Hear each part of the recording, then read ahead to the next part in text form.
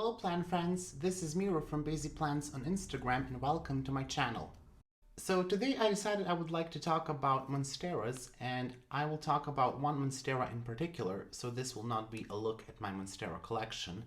Instead, I will talk about Monstera Deliciosa. First, I would like to show you the plant to my right. So I might need some time to get it in the frame. It's just very easy. It's somewhat of a tall plant, so you can see there is some growth to it. So this plant is a lot more manageable now than it used to be, which is not a good thing. You can see the leaf here, and I've had this plant for about a year now, I think, and it's been growing really nicely. It's been putting out larger leaves with more fenestration. Everything was going super well, and the plant was bushier, not in a way that it was branching out, but I had several plants in one pot. But then maybe in the middle of the summer, I got thrips. The plant was in the middle of thrips infestation when this leaf started growing. So that one leaf here that you saw the node was not developing, so I removed it, and I actually waited for a long time for it to develop, but instead I got a new leaf. You can kind of see, and this leaf actually developed before the previous leaf, so it was probably never going to develop. It didn't look very good, so I just decided to remove it. It wasn't probably using too much energy. I don't think it was contributing to the plant in any way, but I just could not stand looking at it. I'm sorry. It was just horrible. And the leaf here actually has less fenestration than the previous leaves. And the reason for that is I had to isolate this plant for some time because of the thrips. I could not give it perfect conditions in isolation, which is unfortunate, but I did manage to get rid of the thrips, and I put it back, and I can already see a new leaf coming in, even though it's winter. And between this leaf and this leaf starting to pop up, I did not need all that much time. I was very surprised to see this coming in, because this unfurled maybe a couple of weeks ago, so I did not expect to see that. So this is one of the last leaves here, and it's looking quite nice. It doesn't have the holes in the middle, which I'm looking forward to, I'm not gonna lie, but it's the leaf with most amount of fenestrations that I have. Unfortunately, the leaves after that, and you can actually see it now, it looks like that. I'm hoping that this one will look better than this. I think it was June, possibly July, when I noticed that the undersides of my leaves were kind of brown. I was not sure what the reason was. I was looking for pests, checking for pests, but I didn't see anything. If you ever dealt with thrips, you know that sometimes they can be very difficult to see, especially in the early stages. Now, I'm not sure how I got the thrips infestation going on. Actually I do. One of the philodendrons that I bought, the philodendron bipennifolium, when I unboxed it, I noticed a thrip. I squished it right away. I checked the plant, I removed the soil right away, and I thought, you know, it's fine. There are no thrips. I did keep it isolated for a week or two, and I did not see anything happening. But possibly when I was unboxing it, maybe one thrip, you know, maybe one stuck on my shirt or somehow got in contact with this plant, because this is where my infestation started on this monstera. Actually, this is a good time to introduce you to the sibling of this monstera. Ta-da! So, doesn't that look amazing? But it's alive, it's growing, things are happening here, so I'm not gonna toss it away. It's actually this one that I first saw some thrips on. And as you can see, I just had to cut it way back. New foliage that is coming in is much softer, and it's much easier for them to penetrate and lay their eggs there. And that is where you will usually see them first. So the different treatments that I tried spraying down with water, just to get rid of the adult ones. I tried using neem oil, I tried using soapy water, I tried using, it was pyrethrin, which I think is a natural insecticide. I tried using so many things. I tried wiping down the leaves with alcohol, tried hydrogen peroxide, variety of things, anything that I could think of. I even tried using tobacco water, which is just you let tobacco soak overnight and then you can spray with that, which is it was used as an insecticide before, and I'm not sure if it's still used, but I even tried that, and that was possibly the worst of them all because it stinks like nothing. You know, if you think that neem oil stinks, you should try tobacco because that is crazy. It's horrible. I went through all of that, and unfortunately, here where I live, beneficial insects are not an option. They're not available. I could not get any beneficial mites or anything that would just help me get rid of the thrips naturally.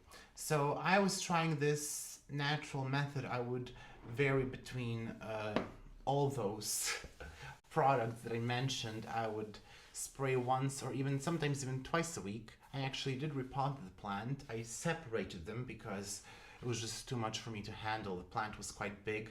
It was very wide. I'm not sure if it makes sense because I had to deal with the same amount of foliage anyways, but it was just easier for me to have this plant and then this plant separately. And I actually got rid of all of the smaller plants because they were very, very small and far too damaged with the thrips, and I just decided that it's too far along for me to save them. Out of all the methods that I mentioned, I think that I had the most success with nicotine water because actually tobacco water, but the reason that works is possibly because of the nicotine. There is some natural substance in the tobacco leaves that is a natural insecticide, so it protects the plant, so that's possibly why the method was successful. And there are insecticides, systemic insecticides that use this nicotine, and I think I cannot pronounce the name, but it's neonicotinamide or something like that. And I ended up using one of those to solve my problem effectively. Neem oil did not really work for me at all. I would spray with neem oil and just after spraying I did not see any thrips, but in the matter of a day or two I could actually see them again. Soapy water also wasn't very effective, maybe for just a couple of days.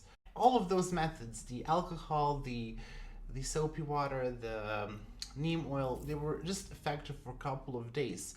And I actually was looking this up on the internet of things that I could use, and I ended up on a Facebook group. It was suggested that you could use salad oil, which I did use. It was horrible. At that time, I actually sprayed all of my plants, preventative measures, which was a bad idea. And later I learned that the reason why this method was so unsuccessful and so damaging to the leaf, first, the concentration of oil was far too high, and you should probably never go above 2 or 3% concentration of oil. These pests, such as thrips, they penetrate the leaf, and when you spray oil, and if the concentration is too high, you will suffocate the leaf much easier because the oil will also penetrate the leaf through these holes that insects made.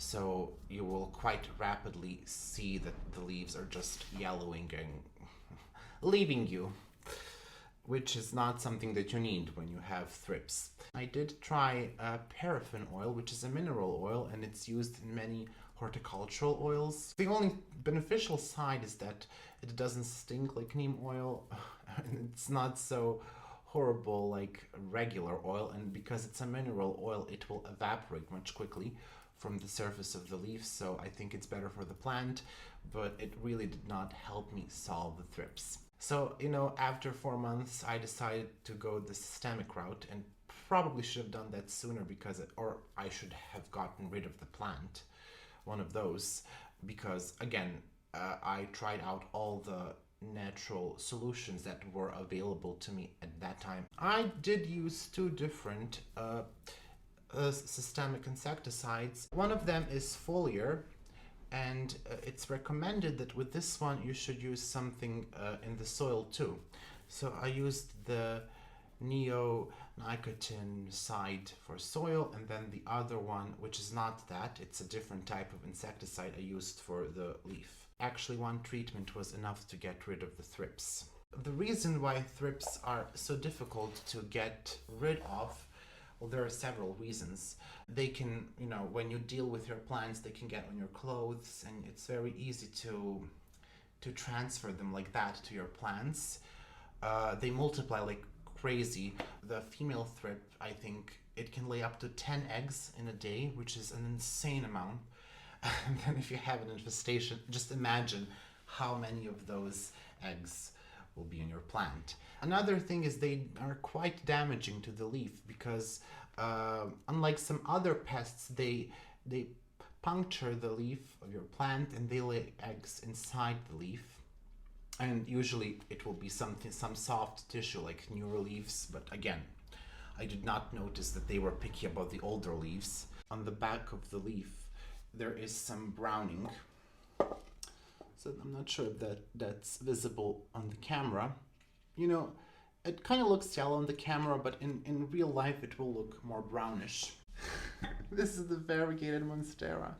It's just sad.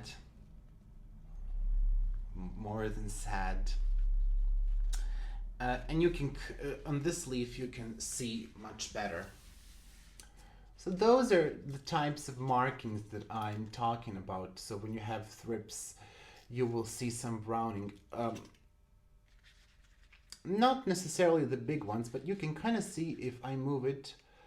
If I move it in the light, there is like brownish or yellowish halo around that spot. Well, that change in color is your indication that you might be dealing with thrips. It does have a new grow point here, so I think I will be able to save it again. I lost some leaves here, had to cut it back quite a bit. It does have a nice amount of irrigation in the stem, which means nothing to me now. Maybe I'll wait and see how this, you can kind of see here. I'll just have to wait and see how this one turns out, and I hope it will be fine. It's far less resilient to thrips than the regular Monstera Deliciosa, and of course that's due to irrigation. Thank you guys for watching. If you have any questions about thrips, feel free to write them down in the comments below. If you have any particular wishes for me to make a care video for the Monstera, even though I think there are many of them, again, feel free to type that in the comments below. Whatever you would like to see in the following videos, again, feel free to leave the comment. Just leave the comment below, okay? Just leave something. Just write something below.